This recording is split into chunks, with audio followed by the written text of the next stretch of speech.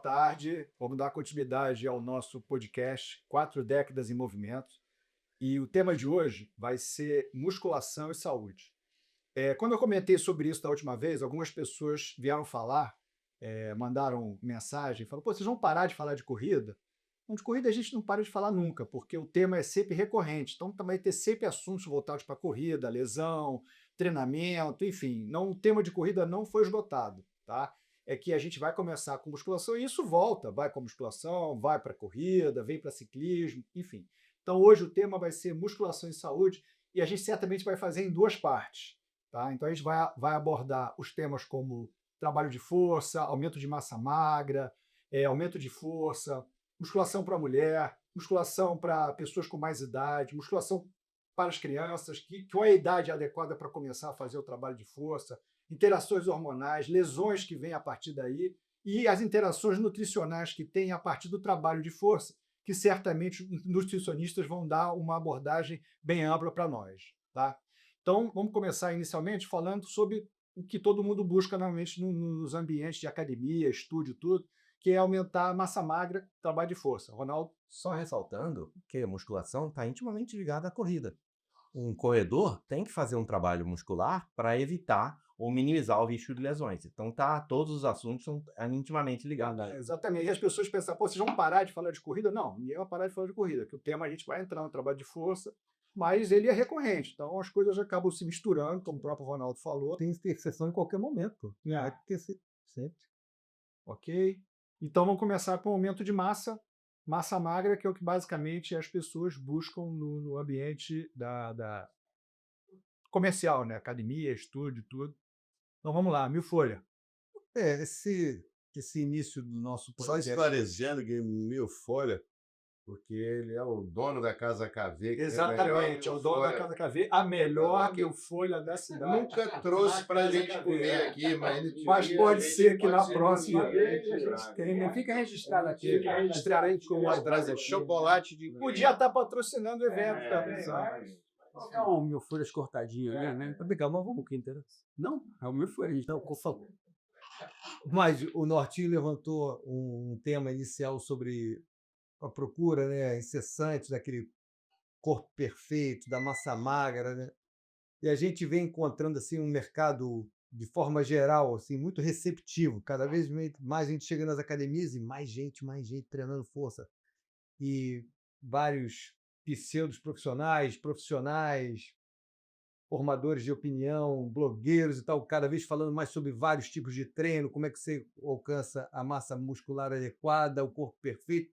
E aí vem gerando uma série de confusões também na busca incessante por aquele corpo que você está querendo, que a mídia televisiva, jornalística, revista está te trazendo, e você que está querendo se encaixar ali. E às vezes aquele corpo ali, aquela morfologia corporal, não é a sua realidade dentro de um contexto que você busca. Existe até uma doença que já foi classificada há bastante tempo, essa vigorexia, a mudança, você se enxergar e a tentativa da mudança corporal assim de qualquer forma, né? E você não vai atingir se você não tem as ferramentas necessárias e a genética específica para que você alcance o que você está buscando. E aí a gente começa falando sobre treinamento de força, a gente vai falar também a importância, também muita importância da nutrição nisso. Não adianta você estar almejando um corpo perfeito, um aumento de massa muscular, se você não tem uma ingestão proteica boa. A proteína é boa, muito boa. Suplementos aí, temos suplementos que são eficazes, outros são balela. O mercado brasileiro hoje é o segundo mercado mundial depois dos Estados Unidos com relação à venda de suplementos. E às vezes a gente percebe que 60%, 70% dos suplementos que são ofertados a nós não funcionam no mundo. A grande minoria é que funciona. Vamos falar um pouco sobre a creatina, bacana. Suplementos desde 1993, período de 1990, 95, começaram-se os estudos mais robustos sobre creatina, sobre aumento de massa muscular, aumento de recuperação. melhora dos treinos com relação à melhora da potência nos atletas, melhora do fator regenerativo muscular. A creatina começou a crescer e até hoje é um dos suplementos mais eficazes que o mercado mostra e que realmente funciona. Não tenho visto nenhum estudo bem diminutos, estudos não controlados com o malefício do uso. Então, é um suplemento bem seguro. E a gente hoje vai discorrer bastante sobre isso, sobre aumento de massa muscular magra com qualidade, mudança corporal. Vamos falar bastante sobre treinamento de força específico para algumas atividades como corrida, ciclismo, natação, no aspecto de poupar energia. E vamos em frente, né, Marcos? Andrezinho, você está bastante tempo nesse mercado. O que você recebe mais lá? A clientela hoje, quando ela chega no ambiente lá do mercado do fitness, ela quer o quê? O que o cliente quer? Porque, na realidade, a gente vende o que o cliente está querendo. A gente sabe o que é importante para as pessoas, mas, às vezes, a pessoa ela quer treinar com um objetivo. Qual é o objetivo principal das pessoas que buscam esses lugares hoje em dia? O principal objetivo, por incrível que pareça, ainda continua sendo a estética. Então, as pessoas buscam o treinamento de força no aumento da massa muscular e, principalmente, que esse é o contexto principal, que é a definição muscular. Para todo mundo, a máxima, eu quero ficar definido, eu quero ficar com a minha musculatura aparente.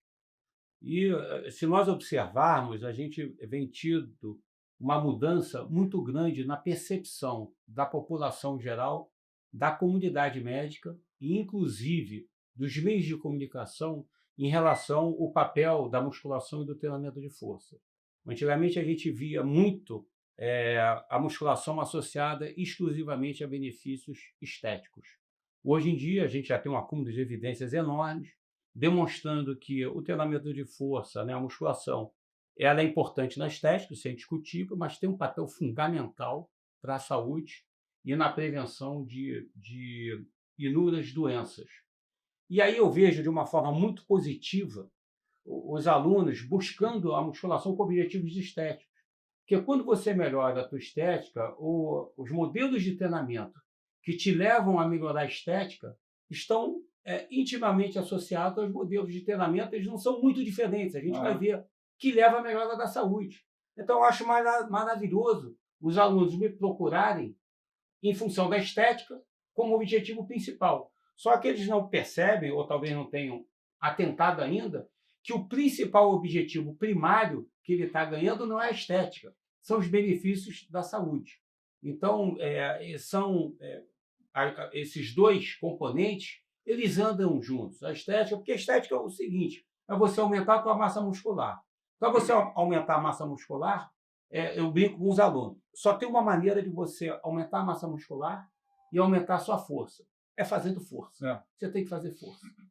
E aí a força, a gente vai debater lá na frente, você pode trabalhar a força com um número menor de repetições, um número maior de repetições, mas dentro dessa amplitude de treinamento de força, que vai aí de 2 a 4 repetições, até vamos botar um range, uma amplitude de 20, tudo que você fizer vai aumentar a força, ou mais ou menos, dependendo da faixa de repetições, a gente vai debater isso, e tudo vai levar à hipertrofia, que é o objetivo relacionado à estética.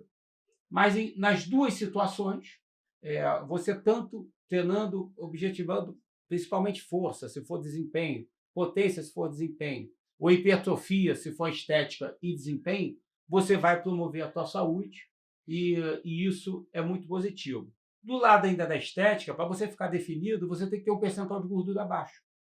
E para você ter um percentual de gordura baixo, você vai ter que associar, né? As evidências melhores é o seguinte, você associar o treinamento de força com o treinamento aeróbico a parte e o déficit energético da alimentação. Quando você combina essas três coisas, você consegue, vamos colocar em determinadas etapas que os nutricionistas podem falar isso, eu acho esse um tema ótimo de vocês abordarem. Muitas vezes os alunos perguntam, André, o que eu faço? Você acha que eu tenho que emagrecer primeiro, aumentar a massa muscular primeiro? Faça as duas coisas juntos. Qual é essa? Esse é um bate-papo legal da gente fazer também. Mas, independente disso, para você atingir essa estética ideal, você tem que reduzir o teu percentual de gordura. E para reduzir o teu percentual de gordura, déficit energético, melhora da qualidade alimentar. Você tem que combinar atividade aeróbica e força. Depois a gente pode falar sobre os estudos. Quando a gente falar, a gente pode ter um episódio só sobre falando treinamento de força e emagrecimento. Tem coisa concorrente, tem coisa legal. O que é o ideal nisso? Mas eu acho que nessa introdução sobre o tema, as pessoas buscam a estética. A gente pode aprofundar mais em relação a quais são os melhores métodos, o que a gente sabe aí em relação ao aumento da massa muscular, em relação à dose de treinamento e resposta, as doses mínimas, eu acho importante, e as doses máximas, porque a gente fica muito focado, né, Norton, nos estudos, cara, no ideal, o que é o melhor. Aí pensa o cara aumentar muito a massa muscular. Aí você vê doses assombrosas, 20 séries por glutamato muscular, até 30 séries. Mas a grande maioria da minha clientela, dos meus alunos, dos meus clientes, o objetivo deles não é essa estética de bodybuilding, de fisiculturismo extremo. O cara quer dar uma porcadinha, o cara quer aumentar a massa muscular, mas nada exagerado. E aí, isso a gente já sabe, com volumes de treinamento muito menores, uma frequência de treinamento menor, com tempo dedicado menor ao treinamento, você tem resultados excelentes, não só para a hipertrofia, para a estética, como você tem para a força e para a saúde também. E por outro lado, você está falando muito no caso assim, do aumento de massa magra, do pessoal até talvez mais jovem que busca isso. Né? Mas, por exemplo, o Paulão tem uma experiência legal com pessoas com mais idade. Né? Então, que às vezes o foco é até um pouco diferente. Né? E esse papel do trabalho de força, a gente está falando de musculação, nós estamos falando, sei lá, qualquer trabalho que a pessoa faça contra a resistência vai acabar ajudando. Então, você tem uma experiência muito boa nesse perfil de pessoas que, de repente, hoje, cada vez mais a gente ouve falar dessa população que está buscando, cada vez mais, esses lugares com uma qualidade de vida melhor. Isso aí não tem dúvida nenhuma, né? Toneladas de evidências científicas mostrando isso. Na prática, a gente vê isso acontecendo muito bem, porque para o idoso, a força muscular, ela é para todos nós, na verdade. Ele até, do ponto de vista prático de tarefas do dia a dia, é mais importante que a capacidade aeróbica. Que você levanta, você senta, você carrega alguma coisa, sobe escada. Então, isso é uma coisa que é fato. Mas, assim, antes de chegar nisso, Arthur, as colocações do André e do Rogério são muito interessantes. E quando o André fala de estética, que está dissociada de saúde, eu não vejo muito assim, porque a estética, concordando com você, porque a estética, na verdade, ela faz parte do conceito de saúde mais amplo, porque está associado com autoestima, com bem-estar. Isso, por um lado, é uma coisa boa, porque os seus alunos eles buscam isso também, ter uma autoestima, né? Legal se olhar no espelho e se sentir mais bonito. Mas, por outro lado, gera um problema, né? Que aí volta para o que o Rogério falou, que é a história do seu genótipo. O quanto você tem de potencial para você chegar num corpo que você imagina que você gostaria de ter. Uma resposta hipertrófica, por exemplo.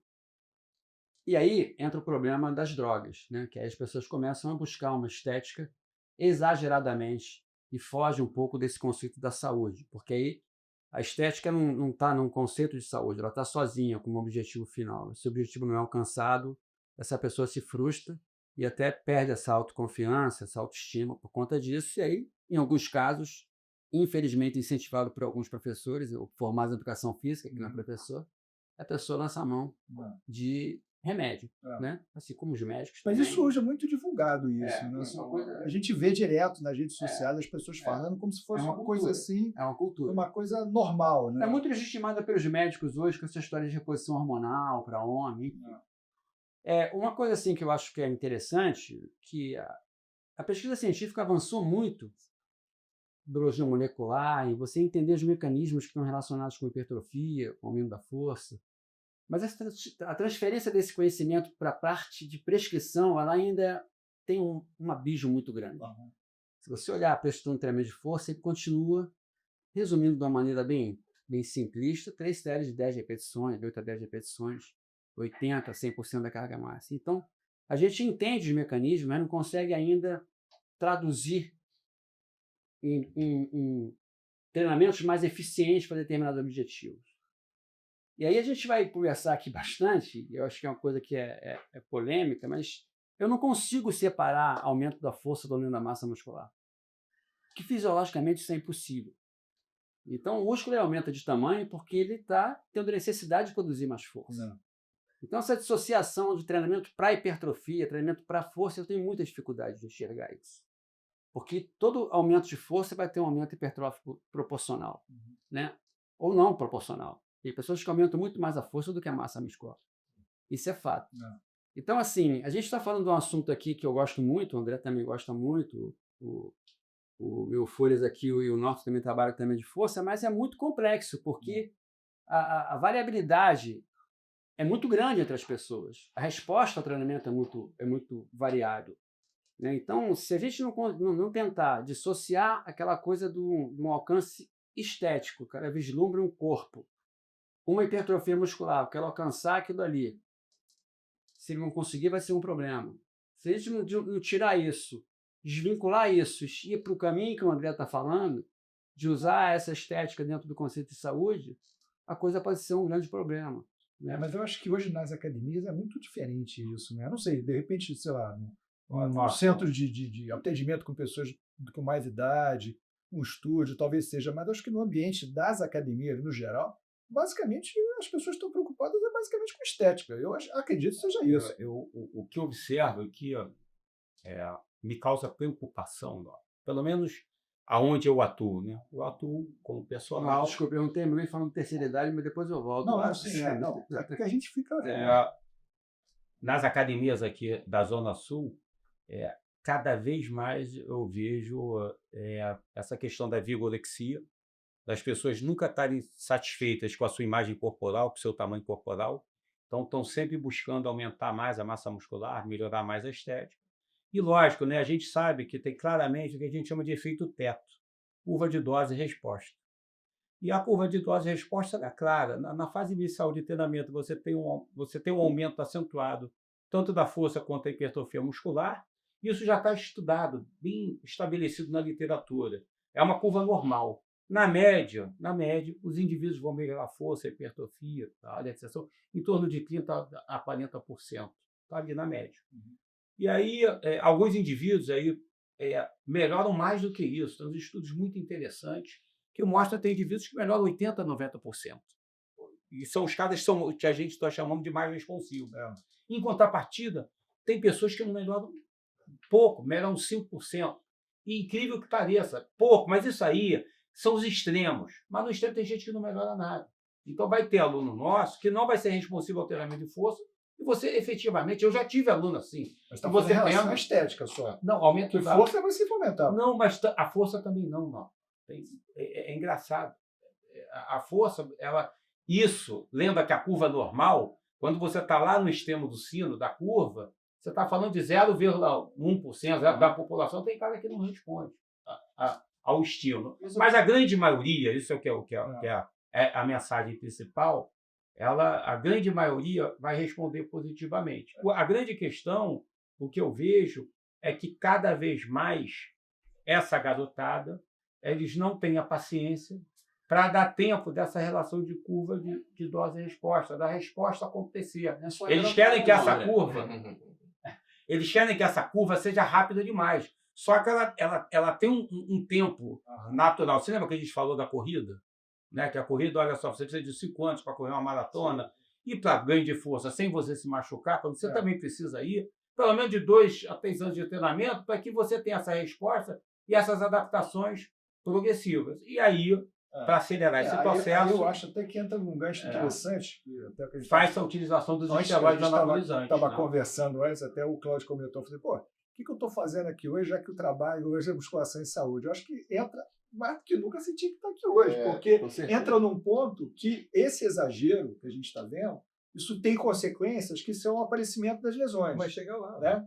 Que é o aparecimento da lesão. Pô. E invariavelmente vai acontecer problemas na sala. Apesar da gente ter um conceito de trabalho de força bem seguro, da forma correta, quando a gente faz, mas isso não é o que a gente observa na maioria das vezes quando as pessoas vão treinar e a gente vê cada barbaridade acontecendo nas salas de musculação que vira até meme na própria rede social. Né?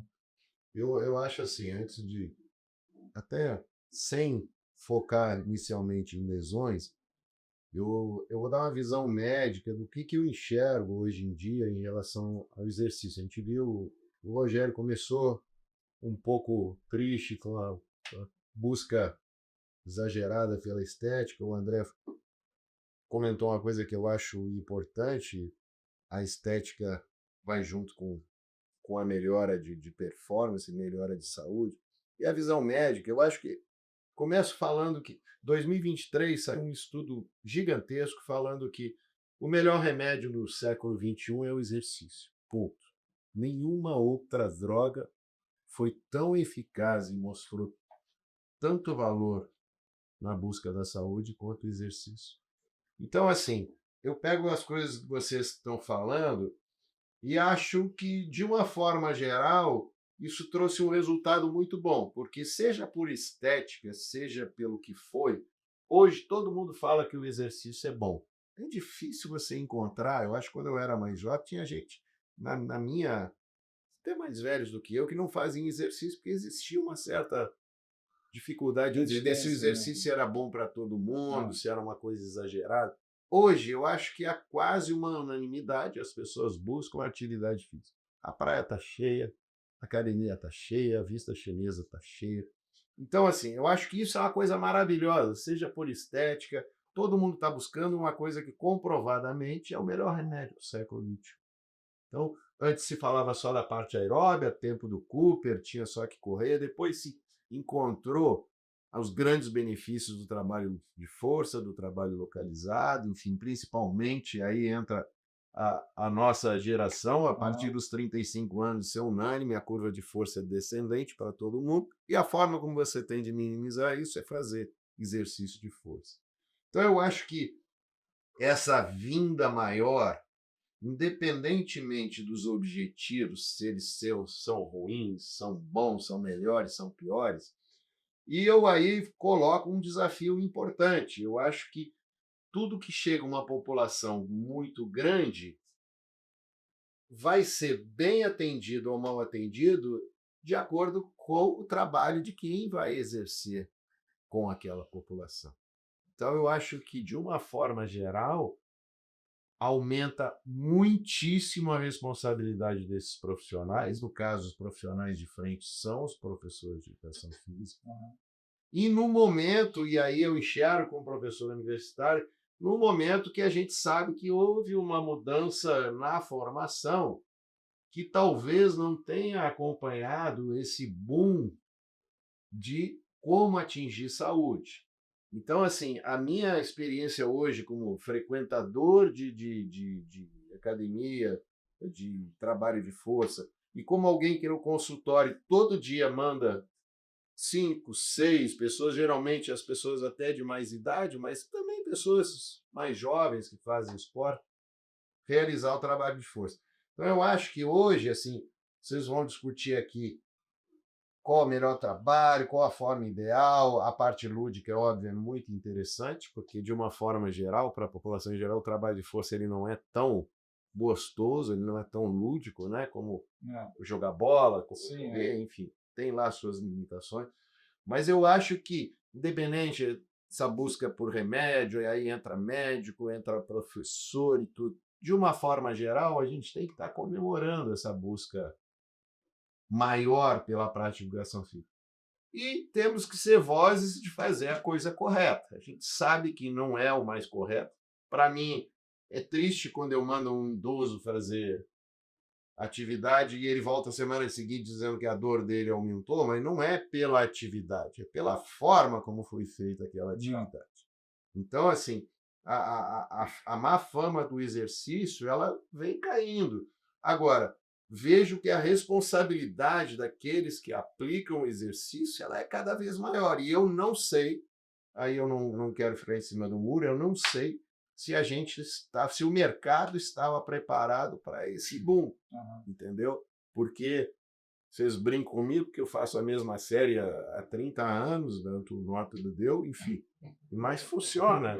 Depois discutir se funciona ou não. Mas eu vejo que há uma busca incessante por algo, às vezes, que não existe, que às vezes se deteriora e vai por caminhos piores.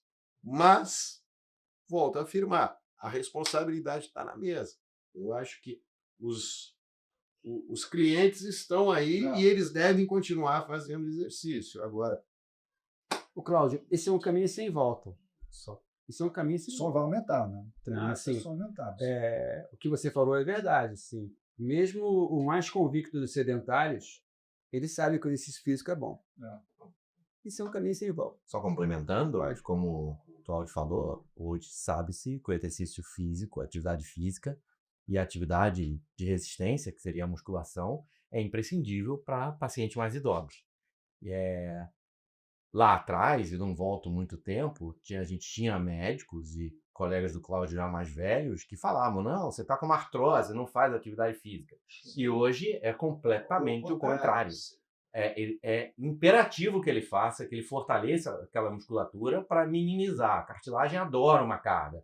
É claro que aí a dosagem de quanto vai ser como o Cláudio falou, quem está prescrevendo o exercício, que é importante lá na mesa.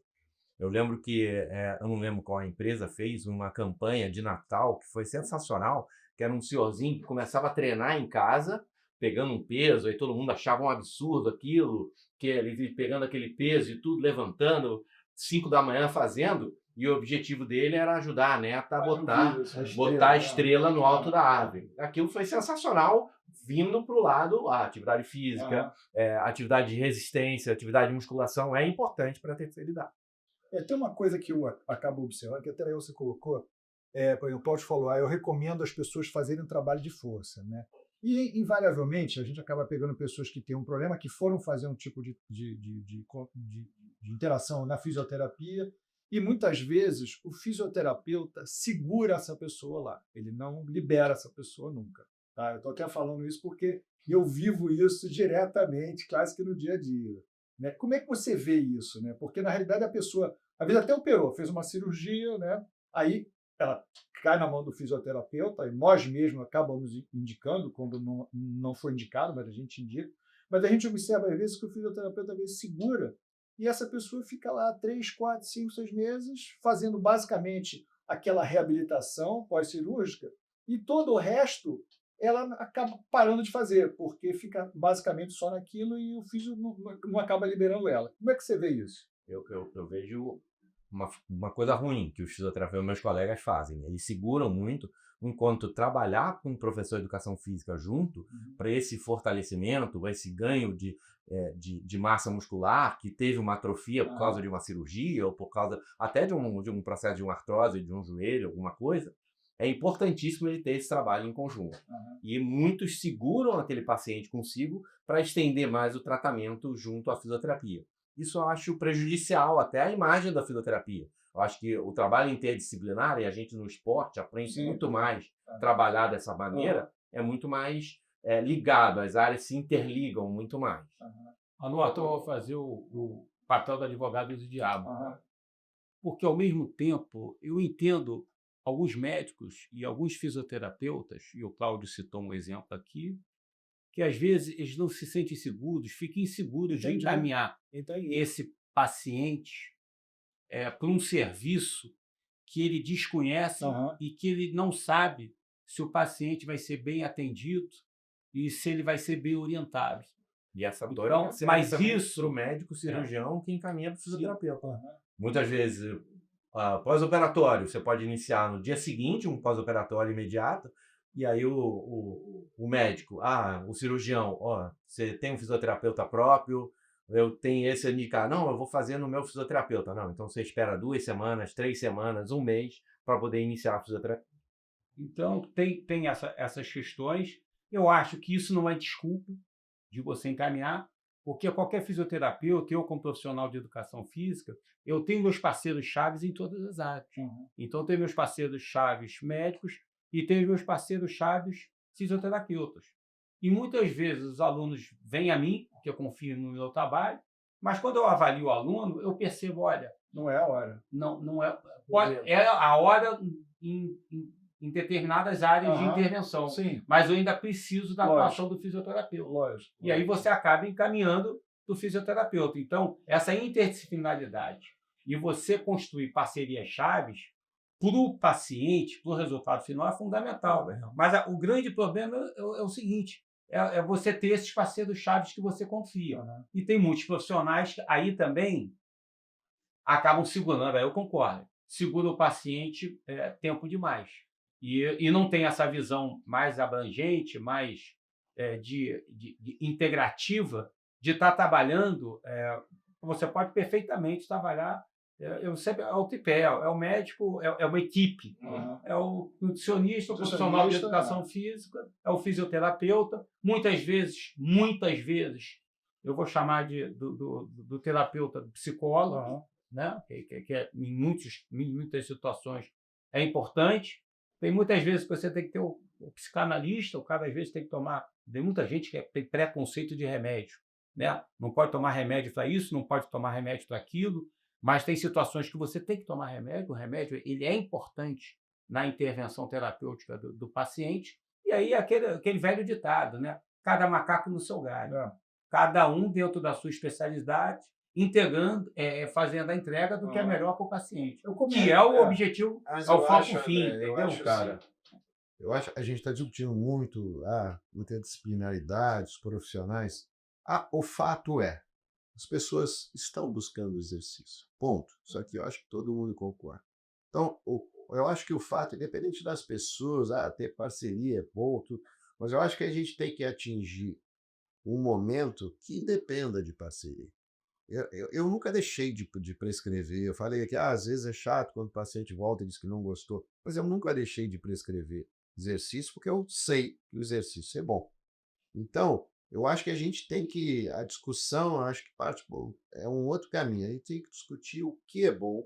E essas instituições, eu acho que o grande gargalo hoje, pelo menos aqui, eu não sei se no mundo inteiro, o gargalo hoje é que talvez essas instituições que estão recebendo essas pessoas, eu tenho certeza que elas ainda não estão, boa parte delas não estão preparadas para fazer o melhor trabalho.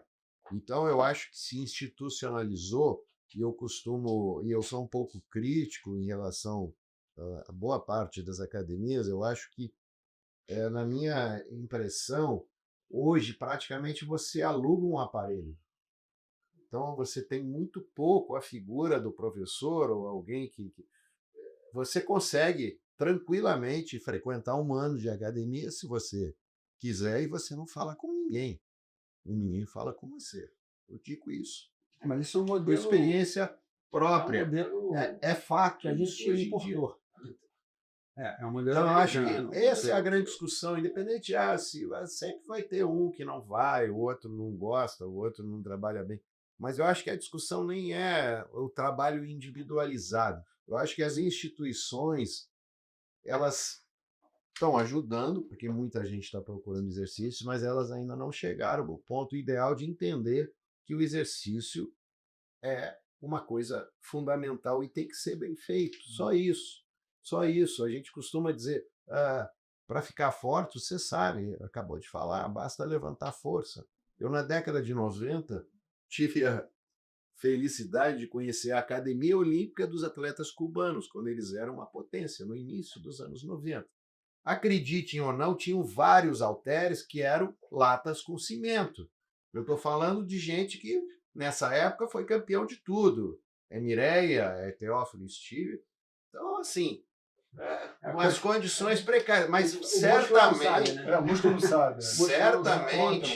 certamente os instrutores que estavam ali Sim, eram pessoas que conheciam muito. Tinha ciência, tinha ciência. Então, houve uma. Eu não sou crítico, eu acho que as máquinas, o maquinário novo é importante, a ergonomia melhorou bastante, a segurança melhorou bastante. Eu acho que tudo isso é muito bem-vindo. Eu não teria saco de ficar levantando uma lata todo dia, obviamente.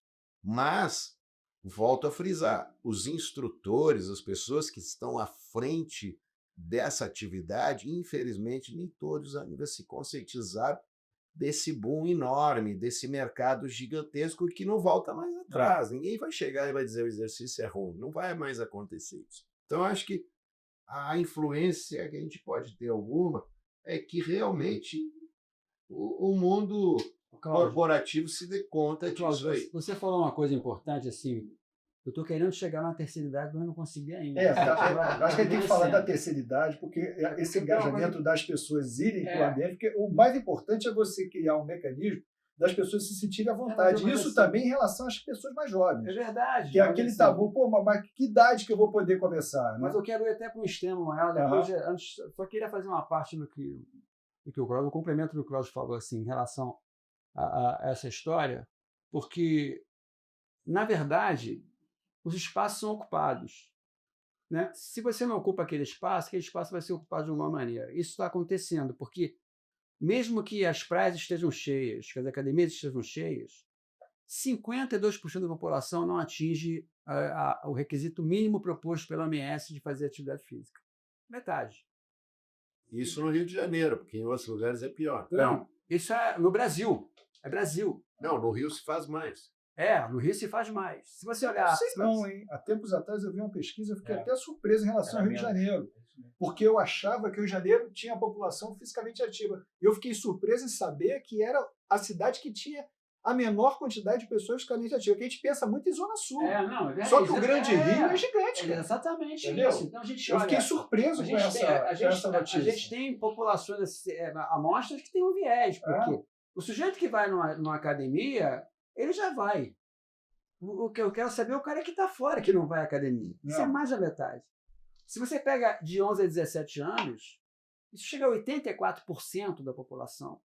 No mundo, no Brasil, as meninas chegam em torno de 89% que não atingem as obrigações mínimas propostas. Então, assim, o que a gente está falando é que existe, com certeza, isso é um rolo compressor. O exercício é determinado que faz bem para as pessoas, de uma maneira ou de outra, com objetivos diferentes. Isso é fato. Então, as pessoas demandam isso. Só que, assim, você não tem uma cultura, até na formação dos professores, em resolver problemas. Eu quero saber como é que a gente pega a demanda reprimida, que não está na academia. As pessoas que não são saudáveis, as pessoas que não gostam de fazer exercício, as pessoas que não se identificam com a sala de musculação.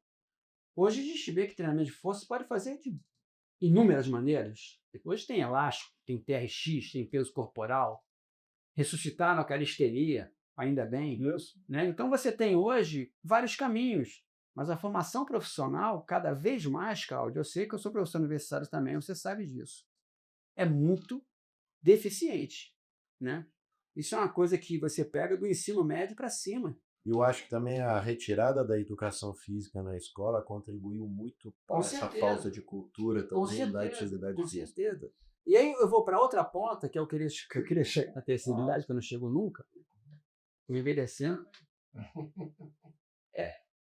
A minha pesquisa no doutorado foi justamente dentro de instituições de longa permanência para idosos. E aí, assim, é assustador você ver que nesses lugares, Cláudio, não tem nenhuma estrutura para atividade física das pessoas. Zero.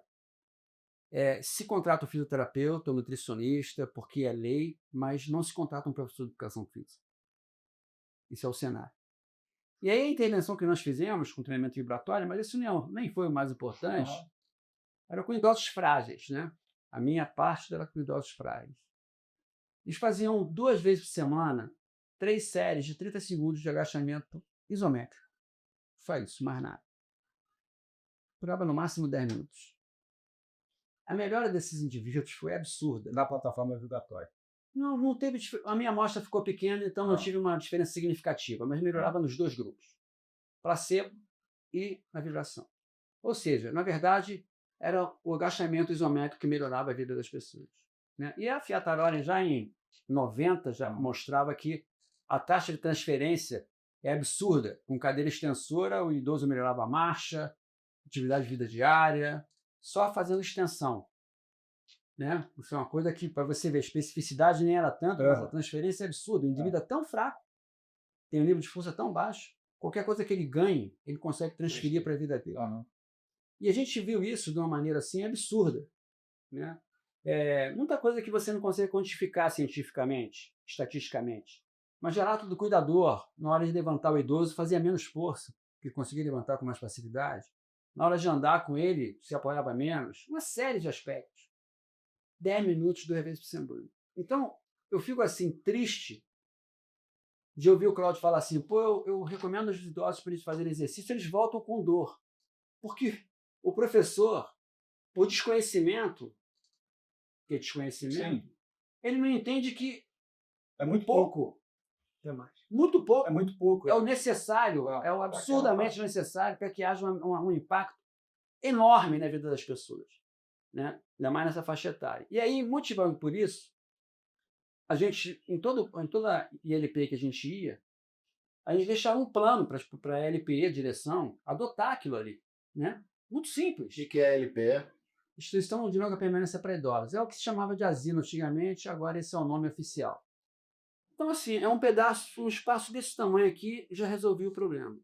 Isso sem falar no impacto emocional, afetivo, motivacional dos idosos, nem vamos entrar Mas nesse assunto. econômico também. Né? Que a gente vai entrar aqui e falar 2 horas só sobre isso. Econômico Né? também. A gente fez um pouco menos no hospital universitário. Sim, Não, você sim, conhece, isso, você que indicou a professora. Isso, A exatamente gente fez isso. com os nossos pacientes do hospital universitário, todos Exatamente isso. idosos, mulheres, 99%, e com dor crônica.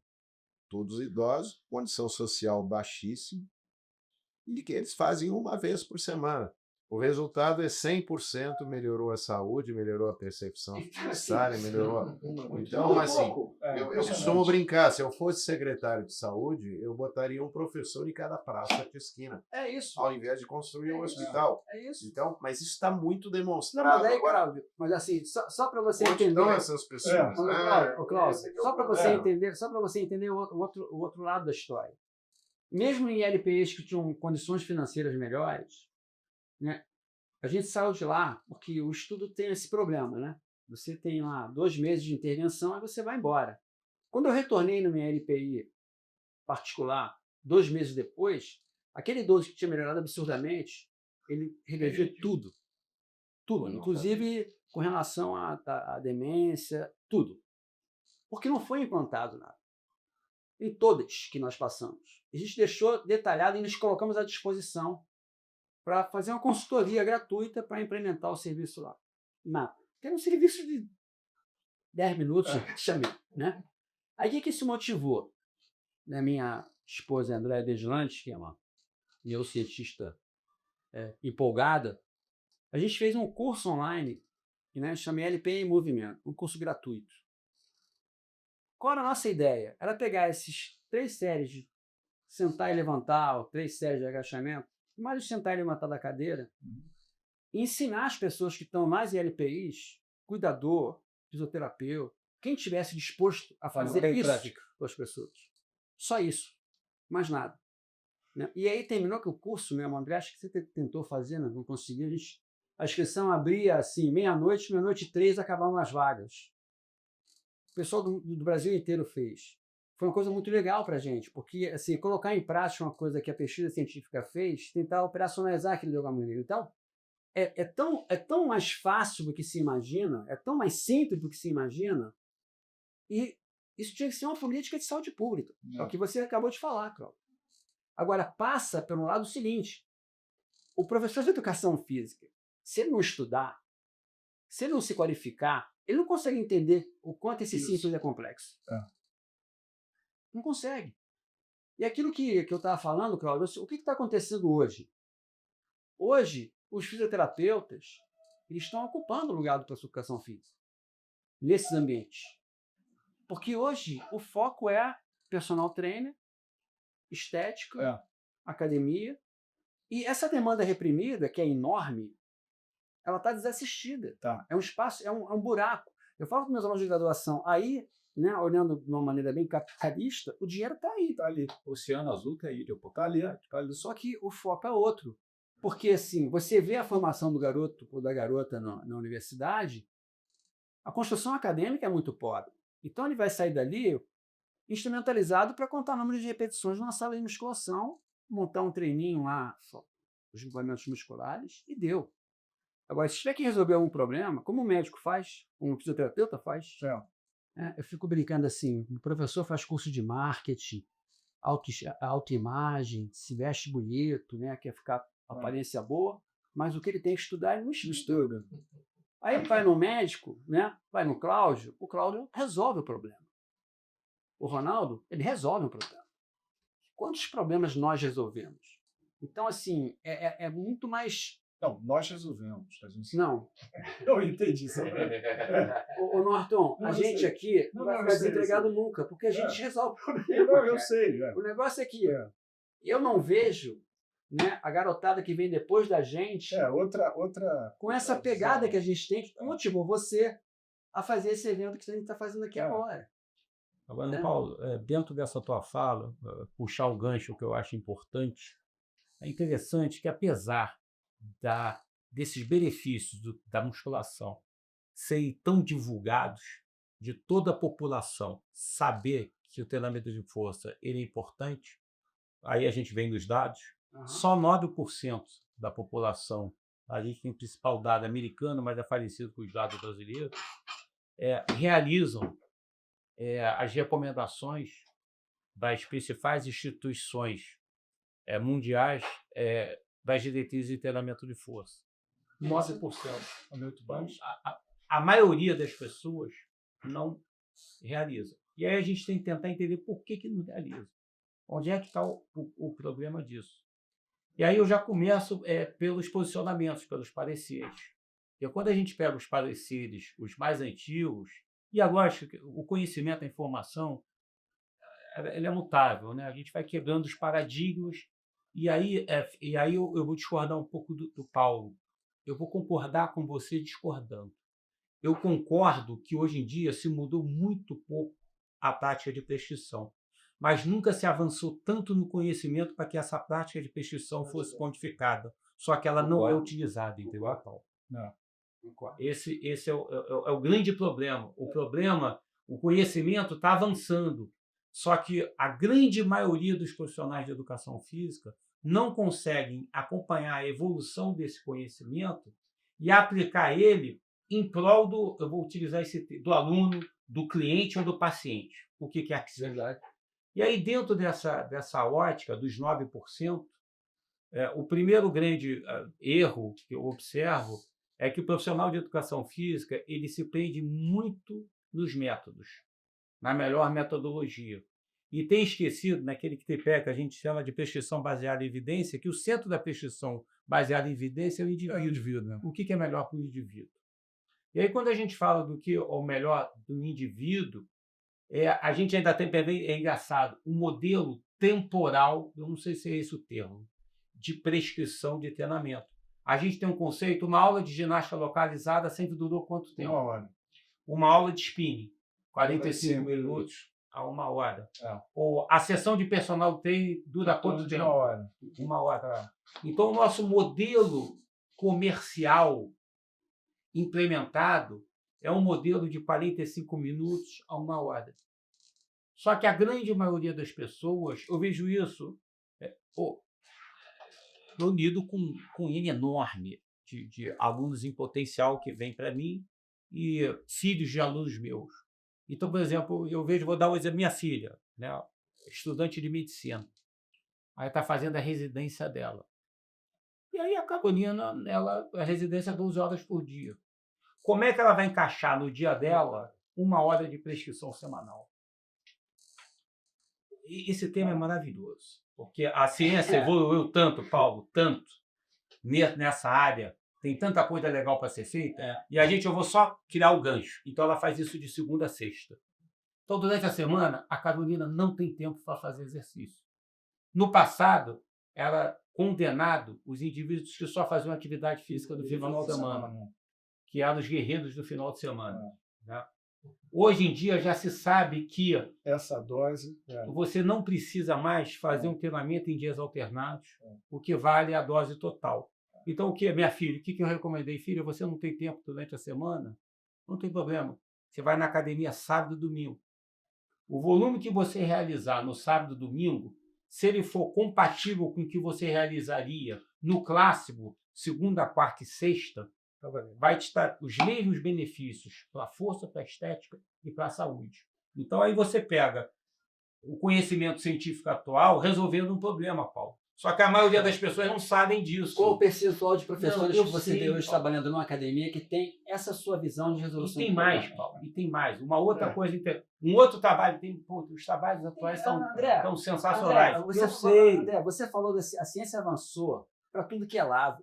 É. Assim, quando você fala assim. Mas eu acho que o objetivo nosso é esclarecer as pessoas. Não, Desses mas, potenciais. André, o que eu quero falar para você é o seguinte: você está coberto de razão. Né? Quando eu falei do treinamento de força, a prescrição não mudou muita coisa em relação ao que a gente conhece hoje de mecanismo, mas você tem a psicologia, né, a antropologia, avançou absurdamente, né, para você dar ferramentas ao professor, para o professor entender melhor o aluno e prescrever o que você está fazendo com a sua filha. Ter essa visão. A questão é que as pessoas não conseguem beber o conhecimento de outras áreas para juntar isso e traduzir numa viabilização, né, ou adesão à prática de exercício físico. Essa que é o grande problema. Quando você fala, que a gente está monopolizando muito a história, e assim, a gente tem 2 nutricionistas aqui quero saber também da parte também, funcional, exatamente. assim, porque essa coisa passa por uma coisa muito ampla, né? A gente está falando aqui de fazer uma atividade, o indivíduo fazer treinamento de força, né, e os objetivos, enfim, aumentar a massa muscular, aumentar a força, e também da motivação desses indivíduos fazerem ou não. E eu sei que vocês, na nutrição, vocês passam por um problema muito sério também, que é a coisa da pessoa chegar lá para você com a receita pronta, né? E para você chancelar aquilo. Como é que funciona essa história? Dá para a gente fazer vários ganchos com tudo que foi falado aqui. A gente tem um problema do imediatismo do ser humano, quer fazer tudo para ontem. Aí você cruza isso com o advento de redes sociais que trouxeram, redes sociais e internet, trouxeram uma quantidade massacrante de informação. E coisas que são faladas hoje em dia de forma muito aberta. Antigamente era um tabu, era quase que proibido você falar de ergogênio, de anabolizante. Hoje a gente tem podcast falando disso com tremenda naturalidade. E dentro desse balaio do anabolizante, acho que vale a gente colocar também as canetas emagrecedoras, porque são drogas, né? São fármacos com o objetivo de acelerar aquilo que a gente deveria fazer de forma natural.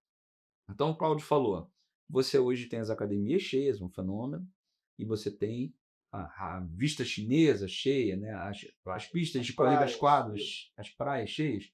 Isso aí, na minha visão, teve 2 incidências. O aumento de informação para as pessoas, parte das pessoas que captou essa informação decidiu se lançar para cuidar do corpo, e a pandemia, que foi quando a grande recomendação era que as pessoas se exercitassem, porque um dos piores grupos de risco era dos sedentários, os que não praticavam atividade. Então, hoje você chega numa academia e você pergunta para a recepcionista qual é o melhor horário, o mais vazio para treinar, e ela te fala com um sorriso, não tem. Está sempre cheio. E aonde eu frequento, isso realmente é uma verdade. Né? De ponta a ponta está cheio. As pessoas estão lotando os locais de treino. Mas tem o profissional que tem a habilitação, mas não tem a qualificação. Então você vê uma quantidade enorme de professores de educação física dando aula de personal na academia, e eu sou marido de uma professora de educação física e fisioterapeuta, e cabe até essa coisa que a gente estava falando aqui com o Ronaldo, do papel que o fisioterapeuta está tendo, substituindo, né, o professor de educação física que não tem essa qualificação, e às vezes o personal ele age muito mais como psicólogo, como amigo, do que com um prescritor de um treinamento adequado, porque ele está acompanhando uma execução, às vezes a execução nem está tão bem feita assim. A vista chinesa está cheia de muita gente correndo, muita gente pedalando, porque o esporte se tornou uma coisa apaixonante, uma coisa necessária, mas as pessoas estão fazendo... Eu vou resgatar uma fala do Cláudio no primeiro episódio da gente, que ele falou assim, 80% das pessoas que estão correndo hoje em dia não é por saúde. Está gravado, essa frase que o Cláudio falou, por causa desse boom da corrida. Está gravado, Cláudio. Está gravado. Não, mas eu concordo com você. Eu concordo com você. Inclusive, eu até mandei um meme lá hoje no grupo, que é sobre o cara que criou a corrida de rua. Né? Legal. Muito bom. Isso resume tudo. Sabe? Hoje a pessoa se apaixona. O que eu falei, cuidado. Eu não penso isso. Eu acho que as pessoas estão correndo, sim, por saúde. Eu acho que o que eu falei foi em relação às provas de rua. Sim, As sim. inscrições de provas de É, rua. a gente estava falando Boa sobre o parte- boom da corrida. Não, mas É. eu acho que o boom da corrida eu considero uma coisa até valiosa do ponto de vista de saúde. Porque eu acho que contestei, eu não lembro, e é uma coisa que eu contesto, é o número de inscrições em provas de pessoas que não estão preparadas para. Então, acho que foi isso, para deixarem, senão. Não, sim, não, veja bem. Só que esse número de pessoas inscritas em provas, ele representa o número de pessoas sem nenhum preparo que vieram dessa ascensão da corrida, dessa ascensão do esporte, dessa busca desenfreada e sem orientação. Existe a falta de orientação, mas existe o imediatismo do ser humano também, que aí entra o que você falou, como eu e Rogério sofremos nessa parte, porque o paciente já tem uma dieta na cabeça dele, já tem uma alimentação que ele viu em algum canal, porque isso não foi o Espírito Santo que botou na cabeça dele, né? Ele viu algum influenciador, ele viu um cara hormonizado, tá? Um cara com 100 quilos de massa muscular de forma não natural, prescrever uma coisa para ele pela internet e ele quer debater com a gente. E a gente tem o caso daquele cara que fala assim, eu não vou fazer isso aqui de jeito nenhum, ainda bota mais um caso. A pessoa que diz assim, eu não vou conseguir fazer, porque ela está muito presa aos hábitos, aquela pirâmide alimentar, na minha opinião, criminosa, tá? Léo, A gente sabe o porquê. Deixa eu me posicionar aqui numa coisa que eu acho que é bem interessante aí. Quando a gente fala sobre ser humano, assim, é muito complexo, né? Essa psique da melhora, seja do aspecto da corpolatria, da estética ou da performance. A pessoa quer rapidez, ela não quer passar pelo processo.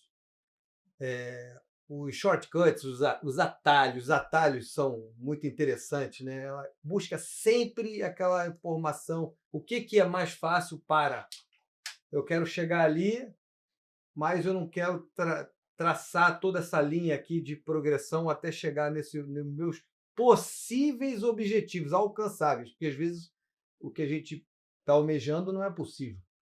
E aí quando você falou sobre esse internet, blog, coach, essas coisas todas, com relação ao uso de drogas, de reposição hormonal e tal, hoje se fala muito nisso, né? A gente plotar aí há uns 30 anos atrás, isso surgiu muito no underground, né? Era falado no academia do banheiro, toma aquilo outro, e hoje o negócio tomou uma forma assim que virou uma informação normal. comum. Virou normal Comum. falar sobre isso. Banalizou, uma banalização. Comum. Aí uma normalização como consequência. E aí o indivíduo chega, por exemplo, no meu consultório e ele questiona assim, eu queria uma prescrição do planejamento nutricional para eu chegar aqui e eu tenho um amigo também que tem alguém que está orientando ele, que a gente vai fazer uns ciclos e tal. Será que dá para chegar no verão tal? Está entendendo? O posicionamento, o atalho para as datas específicas, por os períodos específicos, e não assim numa relação assim de saúde, né?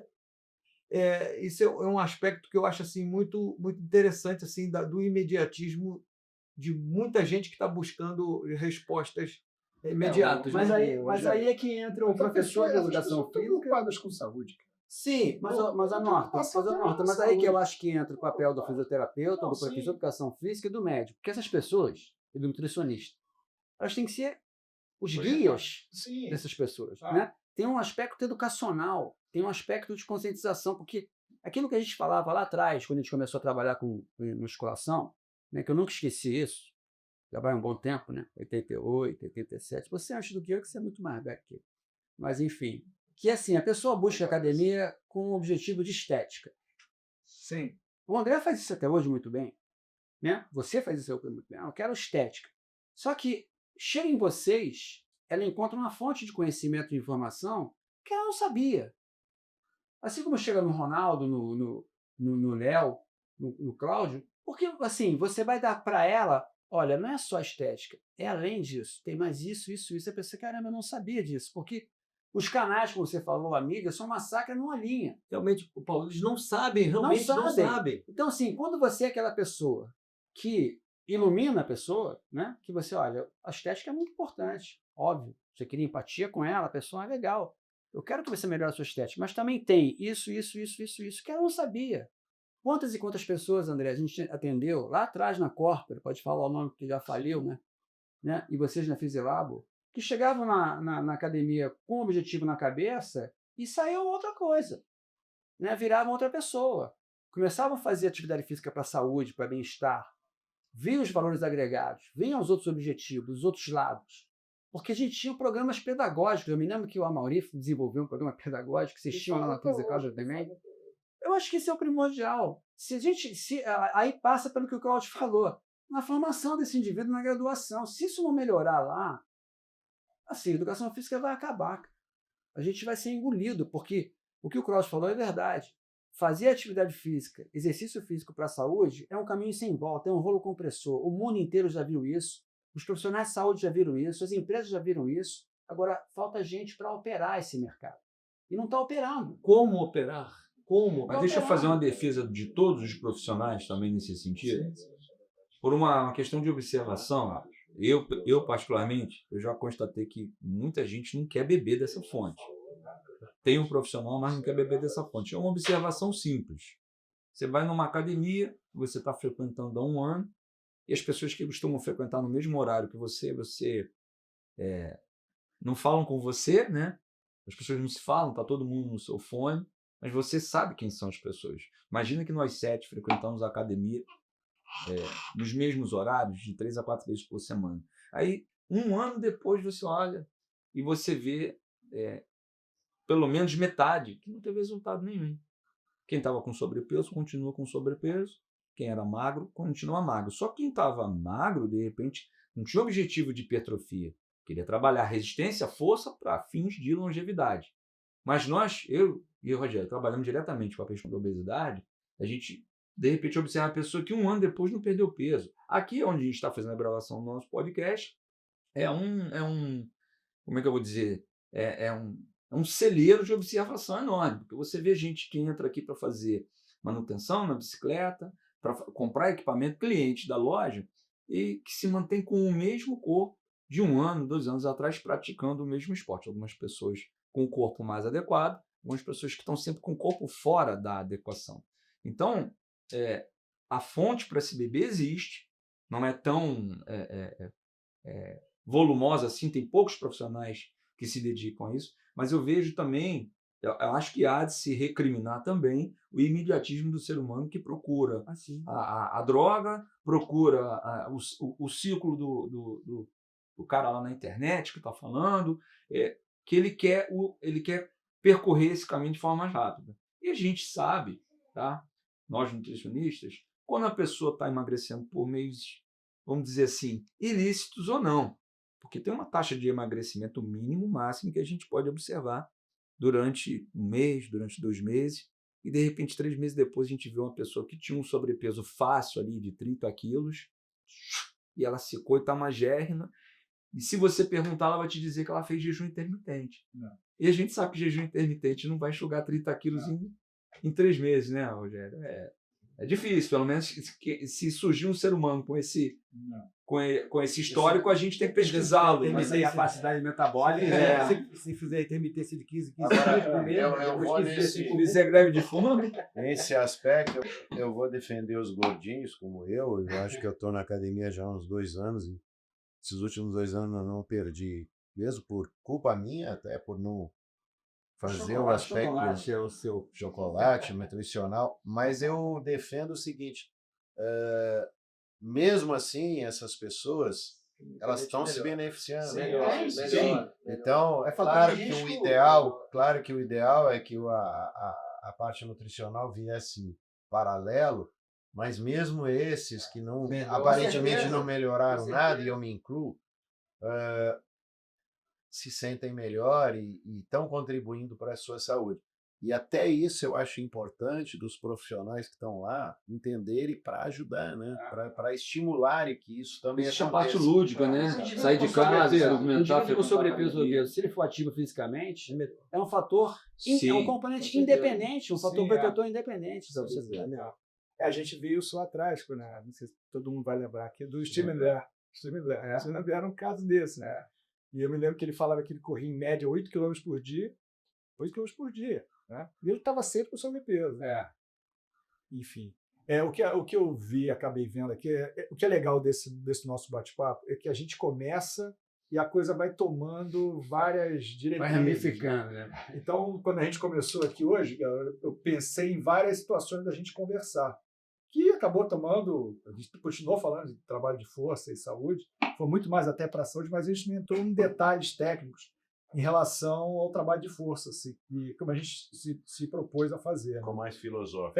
Mas eu acho que sempre é válido e eu acho que para uma segunda parte, eu acho que vale a pena a gente falar sobre a Estritamente sobre a parte técnica. sobre a parte técnica mesmo, que talvez, não estou dizendo que seja, mas talvez seja o nosso ponto mais forte. Assim, Vai ser bom, vai ser interessante. Então, para a parte 2 que a gente vai fazer, não sei, talvez a 3, 4, as pessoas vão reclamar se a gente vai parar de falar de trabalho de força, mas será um assunto também assim, recorrente, da gente falar na próxima dessa parte mais específica em relação à parte hormonal, tipos de programas, tipo de série, A prescrição do resultados, exercício. a Né? prescrição do exercício em si. Acho que é uma coisa importante. Isso tem muita coisa legal. Sim, sim. Manda o negócio. Ele encerrou. Não, vai você ter um levanta, segundo. cara. Você pode editar, você pode editar. Eu vou fazer o xixi, cara. É absurdo.